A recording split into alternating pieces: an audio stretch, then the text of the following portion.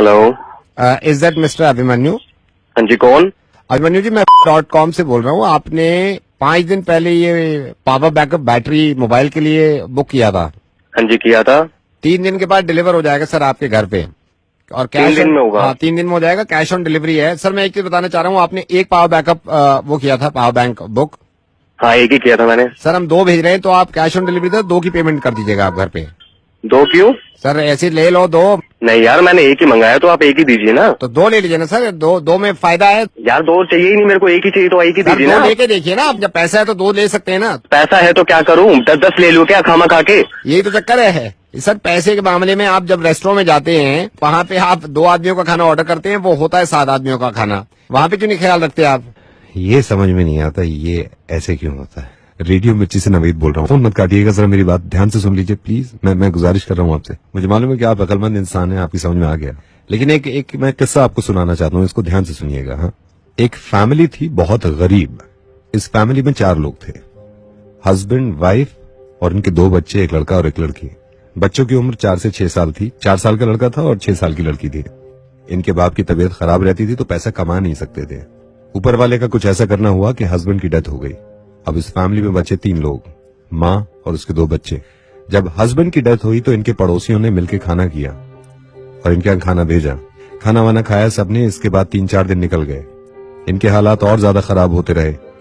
बीवी ने बच्चों का पेट भरने के लिए कुछ लोगों से उधार मांगा। ये उधार कब तक चलता? 4-5 दिन के बाद वो पैसे भी खत्म हो गए। क्योंकि इंसान है, जरूरत रहती है पेट को, तो इनके बच्चों को भूख लगने लगी। अब माँ जहां से पैसे ले सकती थी वो ले चुकी थी, लेकिन अब उम्मीद नहीं थी कि कहीं से पैसे मिलेंगे। ये मायूस माँ और इसके 2 बच्चे अब इस चीज को लेकर परेशान थे कि खाना कहां से खाएंगे। एक दिन और निकल गया भूखे प्यासे, लेकिन बच्चे थे, भूख बर्दाश्त न कर सके और भूखे ही सो गए। रात को तकरीबन 2:30-3 बजे उस छोटी बच्ची की आंख खुली और वो माँ के पास आई। इस बच्ची ने माँ की तरफ देखा और ये कहा कि माँ, हमारा भाई कब मरेगा? तो माँ ने कहा, तू ऐसे क्यों कह रही है? तो इस बच्ची ने कहा, क्योंकि जब पापा मरे थे तो खाना आया था, भाई मरेगा तो खाना आएगा। ये सुनने के बाद इसको कलेजे से लगा लिया। अभिमन्यु